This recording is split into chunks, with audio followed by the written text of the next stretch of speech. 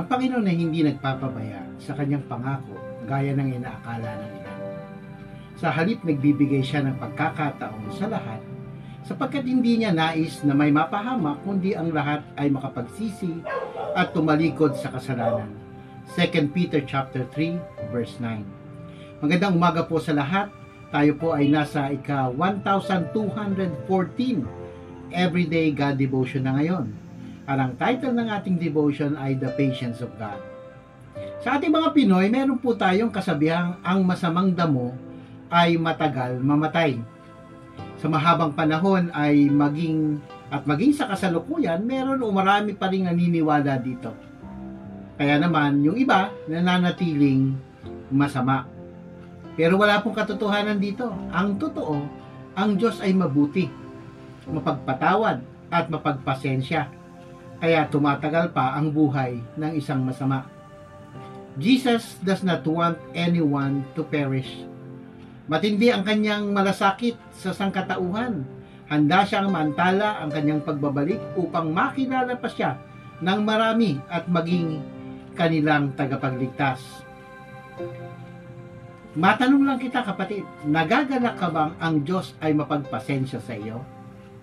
Sa kabila ng pagiging makasalanan natin at pagre-rebelde sa Kanya, we deserve eternal judgment for our sin. But praise God, He has been patient with us in so many ways to bring us to Himself. 2 Peter chapter 3 verse 9 tells us God desires our repentance.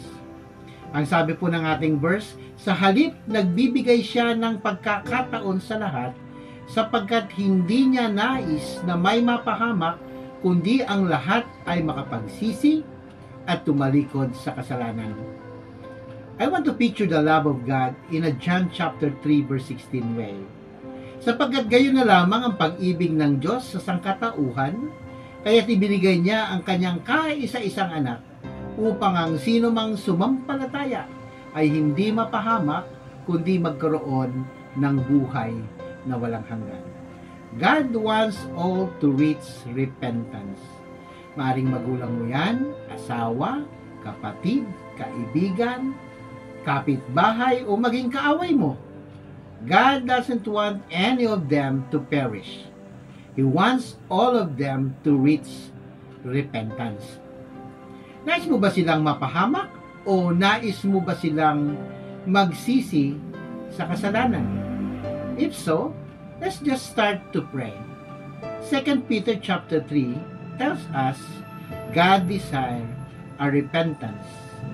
And also, 2 Peter chapter 3 verse 9 leads us to ask God to help us love others. Kung paano inibig ng Panginoon ang tao, nais niyang ganun din ang ating gawin. At bilang mananampalataya ng Panginoon, you play a major part in this desire of God. Nais ng Panginoon na maligtas ang lahat at kailangang marinig ito ng mga taong wala pang Kristo sa kanilang mga buhay. In order for someone to decide to follow Jesus and become a believer of the Lord, they must first hear about what He has done for them so they can have something to put their faith in. So maraming salamat po sa lahat na nakinig at nakibahagi ng gawain ito at magkita-kita po muli tayo bukas ng umaga. God bless us all.